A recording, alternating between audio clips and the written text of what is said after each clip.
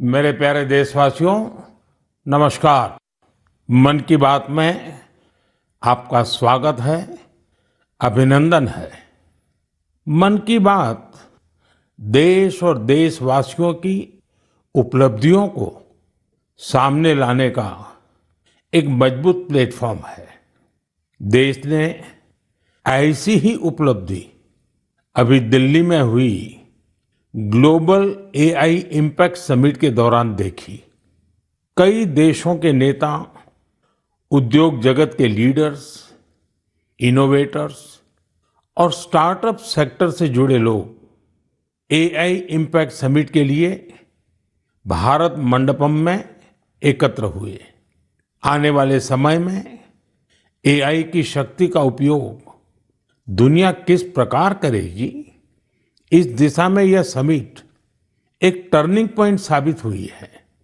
साथियों, समिट में मुझे वर्ल्ड लीडर्स और टेक सीईओ से मिलने का भी अवसर मिला।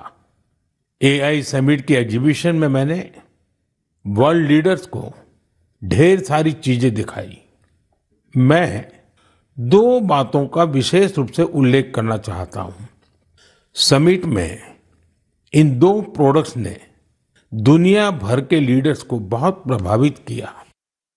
पहला प्रोडक्ट अमूल के बूथ पर था। इसमें बताया गया कि कैसे एआई जानवरों का इलाज करने में हमारी मदद कर रही है और कैसे 24/7 एआई असिस्टेंट की मदद से किसान अपनी डेयरी और जानवर का हिसाब रखते हैं। साथियों, दूसरा प्रोडक्ट हमारी संस्कृति से संबंधित था। दुनिया भर के लीडर्स ये देखकर हैरत में पड़ गए कि कैसे एआई की मदद से हम हमारे प्राचीन ग्रंथों को, हमारे प्राचीन ज्ञान को, हमारी पांडुलिपियों को संरक्षित कर रहे हैं, आज की जनरेशन के अनुरूप ढाल रहे हैं। साथियों, एग्जीबिशन के दौरान डिस्प्ले के लिए सुश्रुत संहिता का चयन किया गया। पहले स्टेप में दिखाया गया कि कैसे टेक्नोलॉजी की मदद से हम पांडुलिपियों की इमेज क्वालिटी सुधारकर उन्हें पढ़ने लायक बना रहे हैं। सेकंड स्टेप में इस इमेज को मशीन के पढ़ने लायक टेक्स्ट में बदला गया। अगले स्टेप में मशीन रीडेबल टेक्स्ट को एक एआई अवतार ने पढ़ा और फिर अगले स्टेप में हमने ये भी दिखाया कि कैसे टेक्नोलॉजी से ये अनमोल भारतीय ज्ञान इंडियन लैंग्वेजेस और विदेशी भाषाओं में ट्रांसलेट किया जा सकता है। भारत के प्राचीन ज्ञान को आधुनिक अवतार के माध्यम से जानने में वर्ल्ड लीडर्स ने बहुत दिलचस्पी दिखाई। साथियों, इस समिट में दुनिया को एआई के क्षेत्र में भारत की अद्भुत क्षमताएं देखने को मिली है। इस दौरान भारत ने 3 made in India AI model भी लॉन्च किए।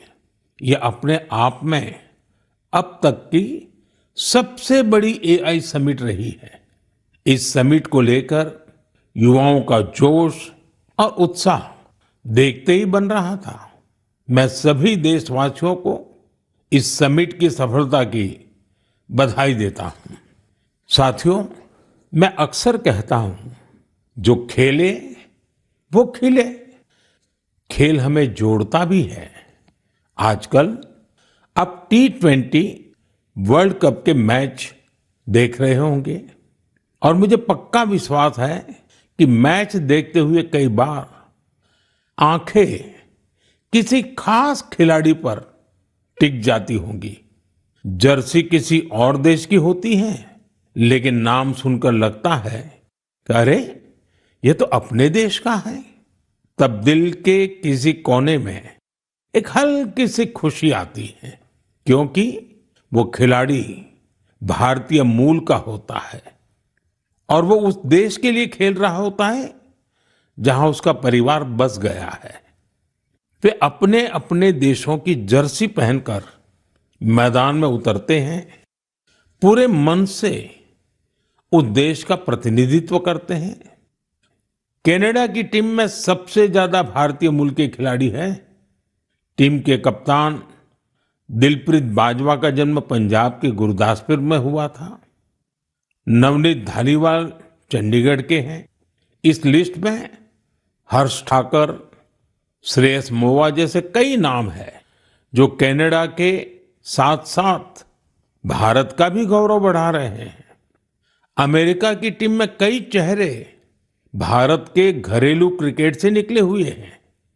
अमेरिकी टीम के कप्तान मोनांग पटेल गुजरात की अंडर 16 और अंडर 18 टीम के लिए भी खेल चुके हैं। मुंबई के सौरभ, हरमीत सिंह, दिल्ली के मिलिंद कुमार, ये सब अमेरिकी टीम के शान है।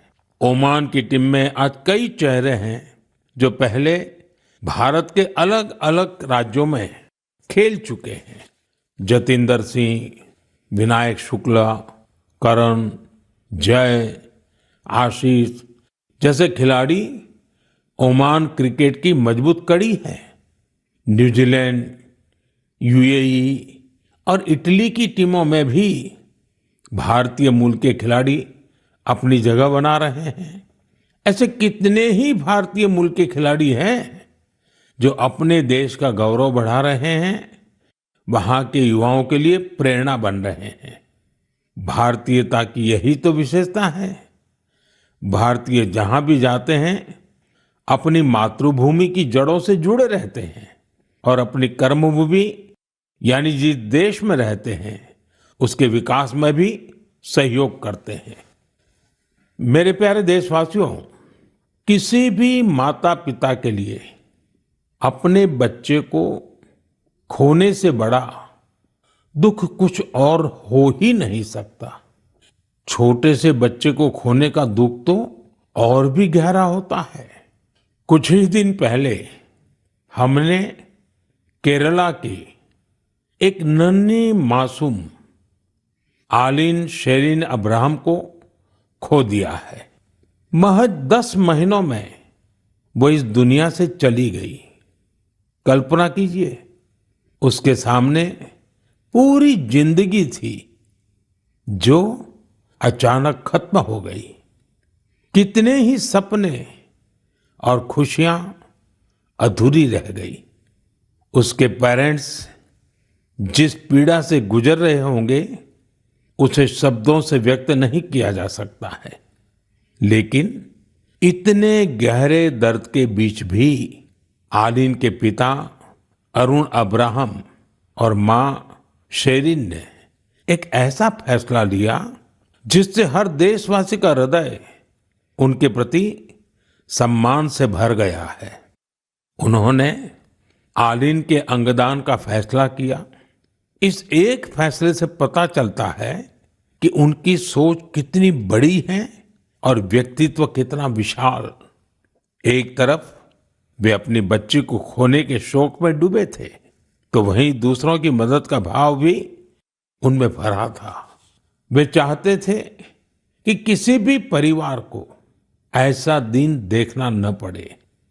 आलिन शेरिन अब्राहम आज हमारे बीच नहीं है, लेकिन उसका नाम देश के कम उम्र की ऑर्गन डोनर्स में जुड़ गया है। साथियों, इन दिनों भारत में ऑर्गन डोनेशन को लेकर जागरूकता लगातार बढ़ रही है। इससे उन लोगों की मदद हो रही है जिन्हें इसकी जरूरत है। इसके साथ ही देश में मेडिकल रिसर्च को भी बल मिल रहा है। इस दिशा में कई संस्थाएं और लोग असाधारण कार्य कर रहे हैं। साथियों, केरला की आलिन की तरह ही ऐसे बहुत से लोग हैं जिन्होंने ऑर्गन डोनेशन के जरिए किसी को दूसरा जीवन दिया है। जैसे दिल्ली की लक्ष्मी देवी जी हैं। उन्होंने बीते वर्ष केदारनाथ की यात्रा की। इसके लिए उन्हें 14 किलोमीटर की ट्रैकिंग करनी पड़ी। आपको ये जानकर हैरानी होगी कि उन्होंने यह यात्रा हार्ट ट्रांसप्लांट के बाद की। उनका हार्ट केवल 15% ही काम कर रहा था।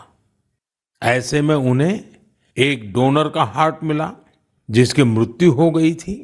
इसके बाद तो उनका जीवन ही बदल गया। पश्चिम बंगाल के गौरांग बनर्जी 2 बार नाथुला गए हैं। ये समुद्र तल से 14,000 फीट की ऊंचाई पर है। और खास बात यह है कि उन्होंने ये उपलब्धि लंग ट्रांसप्लांट के बाद हासिल की। राजस्थान में सीकर के रामदेव सिंह जी को किडनी ट्रांसप्लांट कराना पड़ा था। आज वे स्पोर्टिंग एक्टिविटी में कमाल कर रहे हैं। साथियों, आपको इस तरह के बहुत से प्रेरक उदाहरण देखने को मिल जाएंगे। इससे ये बात फिर साबित होती है कि किसी एक की नेक पहल न जाने कितने लोगों की जिंदगी बदल सकती है। मैं उन सभी लोगों के हृदय से सराहना करता हूं जिन्होंने ऐसे नेक कार्य किए हैं। मेरे प्यारे देशवासियों, आजादी के अमृत महोत्सव के दौरान मैंने लाल किले से पंच प्राणों की बात कही थी। उनमें से एक है गुलामी की मानसिकता से मुक्ति। आज देश गुलामी के प्रतीकों को पीछे छोड़कर भारत की संस्कृति से जुड़ी चीजों को महत्व देने लगा है। इस दिशा में हमारे राष्ट्रपति भवन ने भी एक महत्वपूर्ण कदम उठाया है।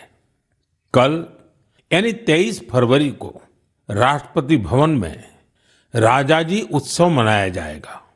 इस अवसर पर राष्ट्रपति भवन के केंद्रीय प्रांगण में सी राजगोपालाचारी जी की प्रतिमा का अनावरण किया जाएगा। वे स्वतंत्र भारत के पहले भारतीय गवर्नर जनरल थे। वे उन लोगों में थे जिन्होंने सत्ता को पद की तरह नहीं, सेवा की तरह देखा। सार्वजनिक जीवन में उनका आचरण, आत्मसंयम और स्वतंत्र चिंतन आज भी हमें प्रेरित करता है। दुर्भाग्य से आजादी के बाद भी राष्ट्रपति भवन में ब्रिटिश प्रशासकों की मूर्तियां तो लगी रहने दी गई, लेकिन देश के महान सपूतों को जगह नहीं दी गई। ब्रिटिश आर्किटेक्ट एडविन लुटियंस की प्रतिमा भी राष्ट्रपति भवन में लगी हुई थी। अब इस प्रतिमा के स्थान पर राजा जी की प्रतिमा लगाई जाएगी। राजा जी उत्सव के दौरान राजगोपालाचारी जी पर आधारित प्रदर्शनी भी लगेगी। ये प्रदर्शनी 24 फरवरी से 1 मार्च तक चलेगी। मौका निकालकर आप भी इसे देखने जरूर जाइएगा। मेरे प्यारे देशवासियों, मन की बात में मैंने आपसे डिजिटल अरेस्ट पर विस्तार से बात की है। इसके बाद देश में डिजिटल अरेस्ट और डिजिटल फ्रॉड को लेकर हमारे समाज में काफी जागरूकता आई, लेकिन अभी भी हमारे आसपास ऐसी घटनाएं हो रही हैं जो अक्षम्य है। निर्दोष लोगों को डिजिटल अरेस्ट और फाइनेंशियल फ्रॉड का निशाना बनाया जा रहा है। कई बार पता चलता है कि किसी सीनियर सिटीजन की जीवन भर की कमाई ठग ली गई। कभी किसी उन पैसों की ठगी हो जाती है जो उसने बच्चों की फीस जमा करने के लिए बचाए थे। कारोबारियों से धोखाधड़ी की खबरें भी हमें देखने को मिलती हैं। कोई फोन करता है और कहता है, मैं एक बड़ा अधिकारी हूं, आपको कुछ डिटेल्स शेयर करनी होगी। इसके बाद भोले भाले लोग ऐसा ही कर बैठते हैं। इसलिए आपका सतर्क रहना, जागरूक रहना बेहद जरूरी है। साथियों, आप सभी केवाईसी नो योर कस्टमर यानी अपने ग्राहक को जाने, इस प्रोसेस को तो जानते ही होंगे। कभी कभी जब आपको आपसे बैंक से केवाईसी अपडेट या री केवाईसी करवाने के मैसेज आते हैं तो मन में सवाल उठता है, मैंने तो पहले ही केवाईसी करवा रखी है, तो ये फिर क्यों? मेरा आपसे आग्रह है, झुंझलाइए नहीं। ये आपके पैसे की सुरक्षा के लिए ही है। हम सभी जानते हैं कि आजकल पेंशन, सब्सिडी, बीमा, यूपीआई सब कुछ बैंक खाते से जुड़ा है। इसी वजह से बैंक समय समय पर री केवाईसी करते हैं ताकि आपका बैंक अकाउंट सुरक्षित रहे। हाँ, इसमें भी आपको एक बात याद रखनी है, जो अपराधी हैं वो फर्जी कॉल करते हैं, एसएमएस और लिंक भेजते हैं। इसलिए हमें सतर्क रहना है और ऐसे धोखेबाजों के झांसे में नहीं आना है। केवाईसी या री केवाईसी केवल अपने बैंक की शाखा या आधिकारिक ऐप और ऑथराइज्ड मीडियम से ही कराएं। ओटीपी, आधार नंबर या बैंक खाते संबंधी जानकारी किसी को भी न दें। और सबसे अहम बात, अपने पासवर्ड को समय समय पर जरूर बदलते रहें। जैसे हर मौसम के साथ खान पान बदल जाता है, पहनावा भी बदल जाता है, वैसे ही नियम बना लीजिए कि हर कुछ दिन में आपको अपना पासवर्ड भी बदल लेना है।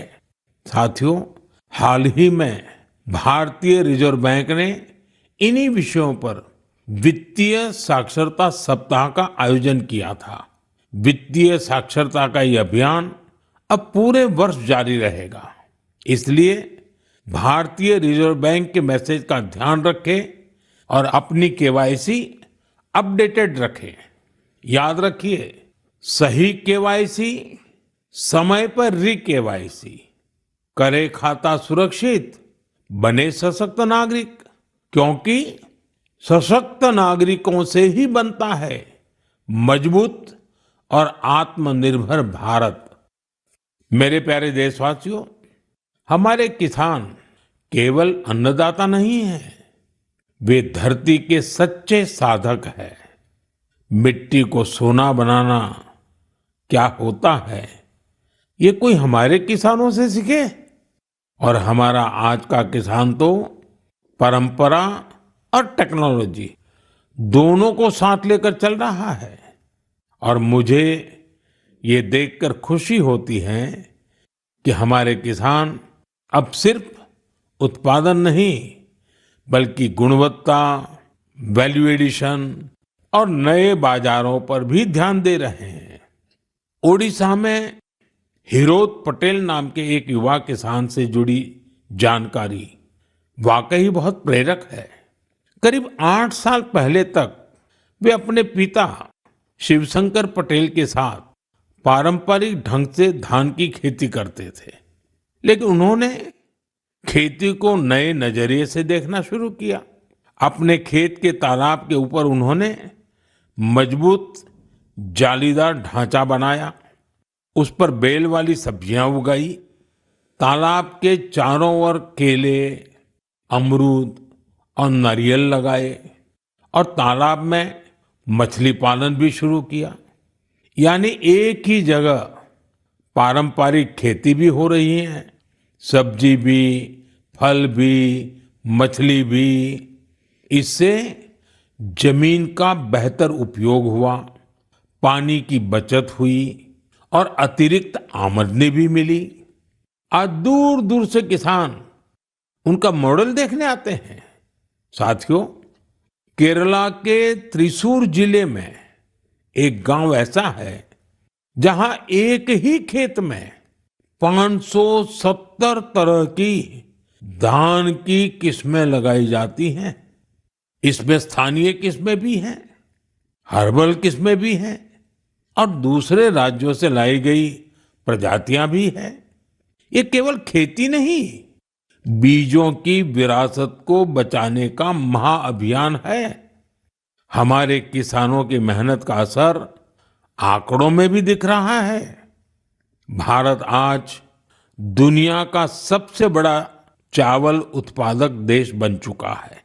15 करोड़ टन से अधिक चावल का उत्पादन ये छोटी उपलब्धि नहीं है।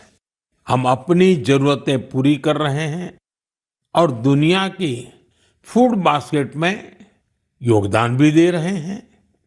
साथियों, अब तो कृषि उत्पाद हवाई मार्ग से भी ज्यादा आसानी से विदेश पहुंच रहे हैं। कर्नाटका के नंजनगुड केले, मैसूरू पान के पत्ते और इंडी नींबू को मालदीव भेजा गया। ये उत्पाद अपने स्वाद और गुणवत्ता के लिए जाने जाते हैं और इन्हें जीआई टैग भी मिला है। आज का किसान क्वालिटी भी चाहता है, क्वांटिटी भी बढ़ा रहा है और अपनी पहचान भी बना रहा है। मेरे प्यारे देशवासियों, पिछले वर्ष इसी समय महाकुंभ की अद्भुत तस्वीरें आपको जरूर याद होगी।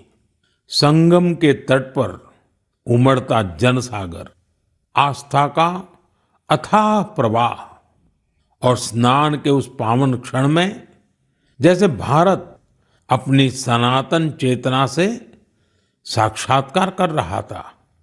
साथियों, महाकुंभ की वही धारा, वही माघ का महीना, वही श्रद्धा का स्वर जब उत्तर से दक्षिण की ओर बढ़ता है तो एक नई पहचान ले लेता है। साथियों, केरला की धरती पर भारत पूजा नदी के किनारे तिरुनावाया में सदियों पुरानी एक परंपरा रही है, मामंगम। इसे कई लोग महामाघ महोत्सव या केरला कुंभ भी कहते हैं। माघ के महीने में पवित्र नदी में स्नान और उस क्षण को जीवन का अमिट स्मरण बना लेना, यह इसकी आत्मा है। समय के साथ यह परंपरा जैसे ओझल हो गई थी। करीब 250 वर्षों तक यह आयोजन उसी भव्यता में नहीं हुआ था जैसे पहले हुआ करता था। लेकिन आज अपनी विरासत को फिर से पहचान रहे हमारे देश में इतिहास ने फिर करवट ली है। इस बार बिना किसी बड़ी घोषणा के केरला कुंभ का सफल आयोजन हुआ। लोगों ने इसके बारे में एक ने दूसरे को बताया, कानों कान बात पहुंचती गई और देखते ही देखते श्रद्धालु तिरुनावाया पहुंचने लगे। साथियों, महाकुंभ हो या केरला कुंभ, ये केवल स्नान का पर्व नहीं है, यह स्मृति का जागरण है, यह संस्कृति का पुनर्स्मरण है। उत्तर से दक्षिण तक नदियां भले अलग हो, किनारे भले अलग हो, पर आस्था की धारा एक ही है, यही भारत है। साथियों, हमारे देश में ऐसे लोग हमेशा जनता के दिलों में बसे रहते हैं, जिन्होंने समाज के कल्याण के लिए काम किया होता है, जिन्होंने अपने नेक कार्यों में जनता को प्राथमिकता दी होती है। अम्मा जयललिता जी ऐसी ही एक लोकप्रिय लीडर थी। 24 फरवरी उनके जन्मदिन का अवसर होता है। तमिलनाडु के लोगों का उनसे लगाव कितना गहरा था, यह मुझे आज भी राज्य के दौरे में दिखता है। अम्मा जयललिता जी का जिक्र होते ही तमिलनाडु के लोगों के चेहरे खिल उठते हैं। हमारी नारी शक्ति का जुड़ाव तो उनसे और विशेष रहा है। ऐसा इसलिए भी है क्योंकि सरकार में रहते हुए उन्होंने माताओं, बहनों और बेटियों के लिए कई सराहनीय प्रयास किए। राज्य में कानून व्यवस्था को दुरुस्त रखने के लिए भी उन्होंने बहुत ठोस कदम उठाए थे। देशभक्ति की भावना उनमें कूट-कूट कर भरी थी। इसके साथ ही भारत की सांस्कृतिक विरासत पर उन्हें बहुत गर्व था। अम्मा जयललिता जी के साथ हुई हर मुलाकात, हर प्रकार की बातचीत मेरे मन में आज भी ताजा है। वे गुजरात में 2002 और 2012 में हुए मेरे 2 शपथ ग्रहण समारोह में भी शामिल हुई थी, जब हम दोनों अपने अपने राज्य में मुख्यमंत्री थे। तब गुड गवर्नेंस जैसे विषयों पर अक्सर हमारे बीच बातचीत होती रहती थी। उनकी सोच बिल्कुल स्पष्ट थी और विचार बेहद सुलझे हुए। यह उनकी एक बड़ी खासियत थी। कई वर्ष पहले उन्होंने पोंगल के पावन अवसर पर मुझे लंच के लिए चेन्नई आमंत्रित किया था। स्नेह से भरा उनका वो भाव मेरे लिए अविस्मरणीय रहेगा। एक बार फिर मैं उन्हें विनम्र श्रद्धांजलि अर्पित करता हूँ। जयललिता अवरगड़क येन निनैवांजलिगल समुदाय तीर्क अवर अट्रिय सेवई एंड्रुम निनैविल इरुक्कुम। मेरे प्यारे देशवासियों, अब मैं बात करूंगा अपने प्यारे छोटे होनहार बच्चों से, उन बच्चों से जिनका इस समय एग्जाम चल रहा है। मुझे उम्मीद है आपने इस महीने की शुरुआत में परीक्षा पे चर्चा देखी होगी और आपको उससे कुछ सीखने को भी मिला होगा। लेकिन मैं फिर भी पूछूंगा, पढ़ाई की ज्यादा टेंशन तो नहीं ले रहे हैं ना आप? मेरे प्यारे बच्चों, आप तो एग्जाम वॉरियर है।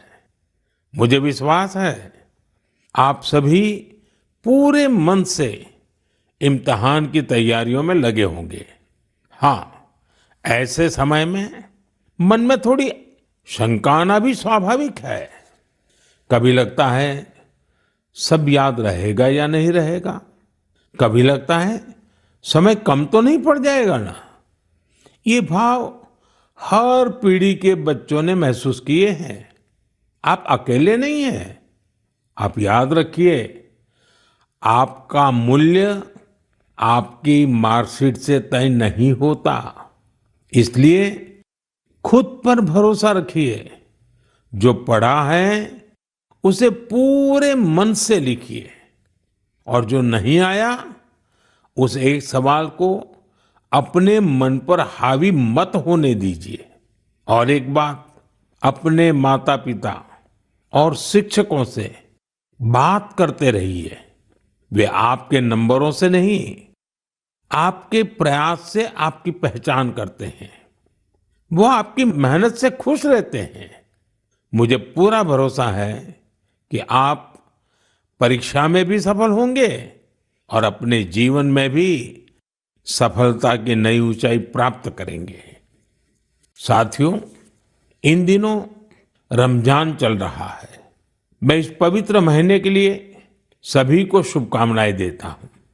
कुछ ही दिनों बाद होली का पर्व भी आ रहा है, यानी रंग, गुलाल और हंसी खुशी से भरा समय दस्तक देने वाला है। आप सभी अपने परिवार और अपनों के साथ खुशी के साथ सारे त्योहार मनाएं। और हाँ, कुछ मंत्र हमेशा याद रखें, जैसे वोकल फॉर लोकल।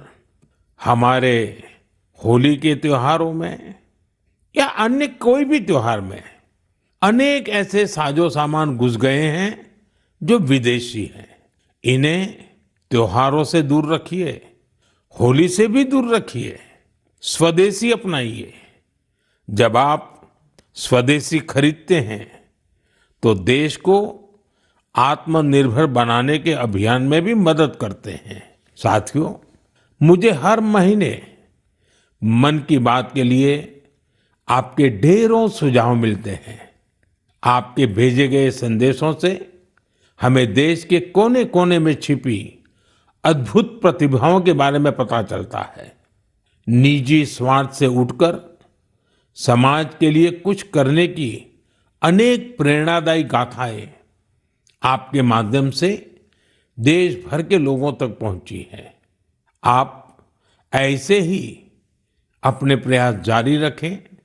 मुझे आपके संदेशों का इंतजार रहेगा। मैं एक बार फिर आपको और आपके परिवार को आने वाले त्योहारों की अनेक अनेक शुभकामनाएं देता हूं। बहुत बहुत धन्यवाद। नमस्कार।